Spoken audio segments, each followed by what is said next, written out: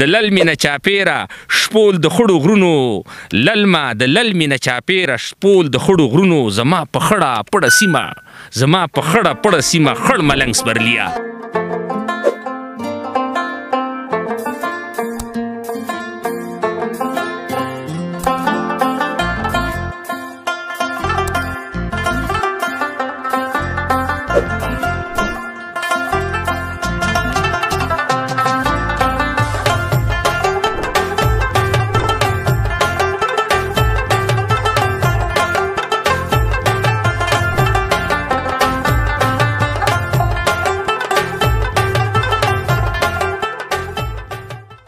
بل کوم انتخاب هم کړی دی زموږ دپاره او هغه خو داسې دی چې د سپرلي موسم دی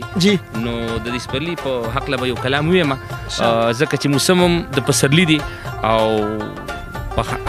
دا جوړیږي چې د پسرلي باره کې هم څه وویلی شي هغه داسې دی چې تازه کلام دی دا چې د دواړو لوښې نه خوري سره ټنګ سپرلیه دا چې د دواړو لوښې نه خوري سره ټنګ سپرلیه نه دي وسخون هغسې شته او نه دي رنګ سپرلیه دا چې د دواړو لوښې نه خوري سره ټنګ سپرلیه نه دي وسخون هغسې شته دی نه دي رنګ سپرلیه او هغه متل دی غوښه سوي له پیتو نه ښه وي هغه متل دی غوښه سوي له پیتو نه ښه وي په دغې ښه له خزانه په یو لنګ سپرلیه هغه متل دی غوښه سوي له پیتو نه ښه وي په دغې ښه له خزانه په یو لنګ سپرلیه او چې د وړوکي غټ د نر ښځې په خوله یادېږي چې د وړوکي غټ د نر ښځې په خوله یادېږي په ډېر تعریف نشي د خپله قده دنګ سپرلیه او دا په جوبن چې ترې د خپلې ځوانۍ پوهه نه شوي دا په جوبن چې ترې د خپلې ځوانۍ پوهه نه شوي د قادسالۍ او د سوکړې سره په جنګ سپرلیه دا په جوبن چې ترې د خپلې ځوانۍ پوهه نه شوي د قادسالۍ او د سوکړې سره په جنګ سپرلیه للمه د للمې نه چاپېره شپول د خړو غرونو للمه د للمې نه چاپېره شپول د خړو غرونو للمه د للمې نه چاپېره شپول د خړو غرونو زما په خړه پړه سیمه خړ ملنګ سپرلیه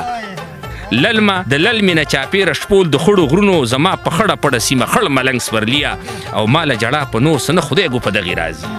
ماله جړه په نور څه نه خدای ګو په دغې راځي چې کړي حالاتو په وجود د نن ړنګ سپرلیه او له خنداګانو جوړه خدای ګو که خندا دې وکړه له خنداګانو جوړه خدای ګو که خندا دې وکړه له جړه تنګ له ویره تنګ له ساندو تنګ سپرلیه او د ویرجن حالات ورله مهر دی په خوله وهلې ویرجن حالات ورله مهر دی په خوله وهلې چې چوپه خوله دی او خاموش دی درکې ټنګ سپرلیه